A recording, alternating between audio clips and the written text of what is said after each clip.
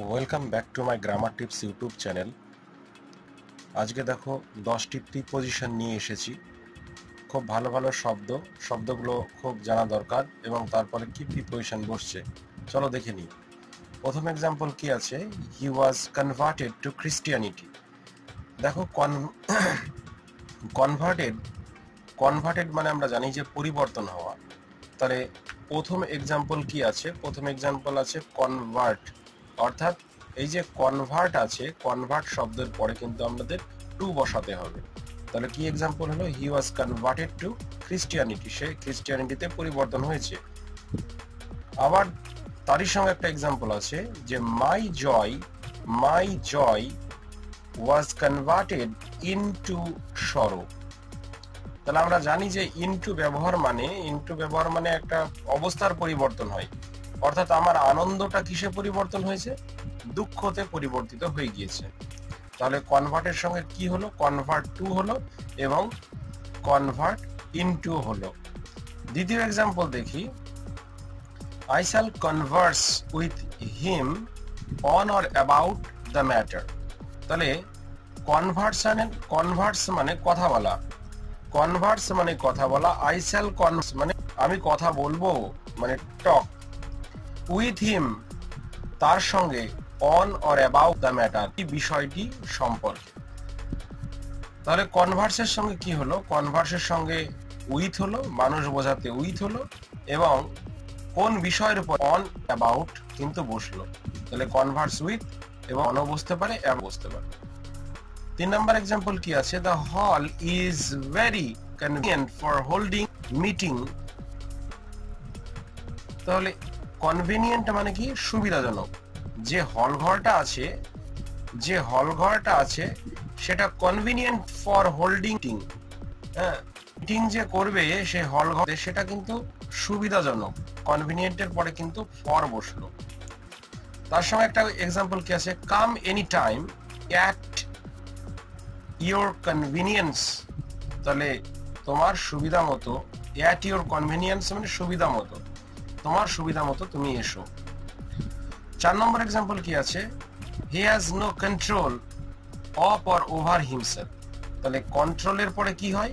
অপও হয় এবং ওভারও হয়। মিনিং কি আসছে? He has no control of himself, তার নিজের কন্ট্রোল নেই, বা he has no control over himself মানে তার নিজের উপর কন্ট্রোল নেই। 5 নম্বর এক্সাম্পল কি আছে, contribute something to this fund. অর্থাৎ কন্ট্রিবিউট মানে কিছু দাও, কিছু দেওয়া অর্থে pay, contribute something to this fund, এই ফান্ডে কিছু টাকা দাও। এবার কি আছে 6 নম্বর এক্সাম্পল, কন্ট্রাস্ট মানে জানি যে compare. Contrast Akbar with Aurangzeb.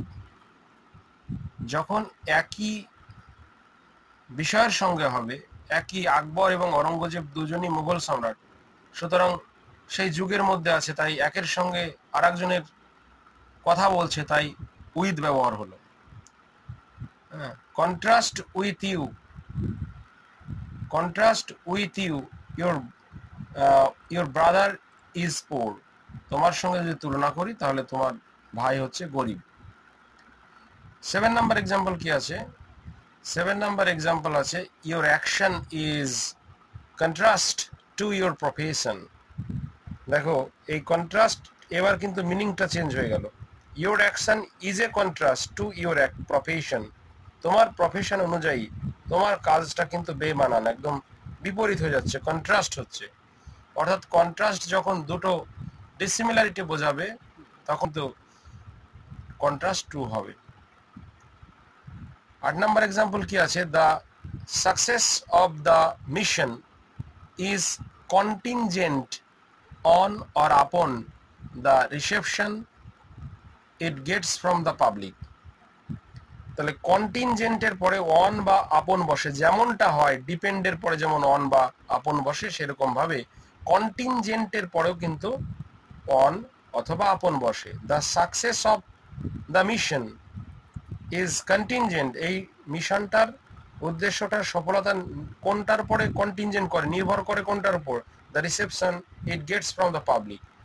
যেমন যেমন পাবলিকরা রিসেপশন করবে পাবলিকের রেসপন্স থেকে কিন্তু মিশনটা কতটা সাকসেস হয়েছে সেটা বোঝা যাবে।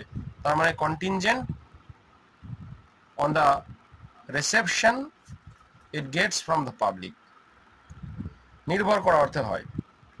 9 নাম্বার এক্সাম্পল কি আছে? 9 নাম্বার এক্সাম্পল আছে his house is contiguous to mine. Contiguous মানে close to mine. His house is contiguous or close to mine, তার বাড়িটা আমার বাড়ির কাছাকাছি। লাস্ট এক্সাম্পল কি আছে? লাস্ট এক্সাম্পল আছে the family members were agog with excitement at the start of the match. Agog with বলতে আনন্দে ফেটে পড়লো বা উৎসাহে ফেটে পড়লো এরকম অর্থে কিন্তু ব্যবহার হয়।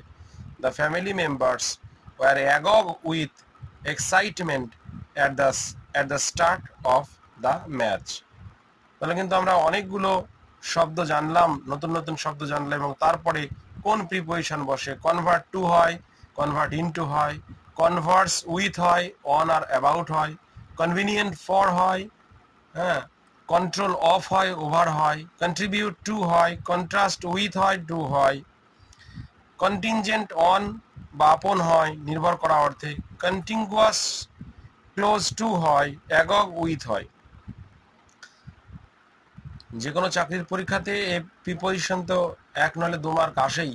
সুতরাং স্ক্রিনশট করে নিয়ে এবং খাতায় নোট ডাউন করে যদি একই রকমভাবে বাক্য তৈরি করা হয় এবং এই শব্দগুলি মনে থাকে যে শব্দগুলির কী রকম প্রয়োগ হয়, ব্যবহারটা কেমন, সঠিকভাবে প্রিপোজিশন কেমন ব্যবহার হবে, তাহলে আশা করি ভিডিওটি সকলের কাজে লাগবে। তো ভিডিওটি কেমন লাগলো অবশ্যই কমেন্ট বক্সে জানাবে এবং লাইক, কমেন্ট, সাবস্ক্রাইব করবে এরকম ভিডিও পাওয়ার জন্য। ভিডিওটি দেখার জন্য সকলকে অনেক অনেক ধন্যবাদ।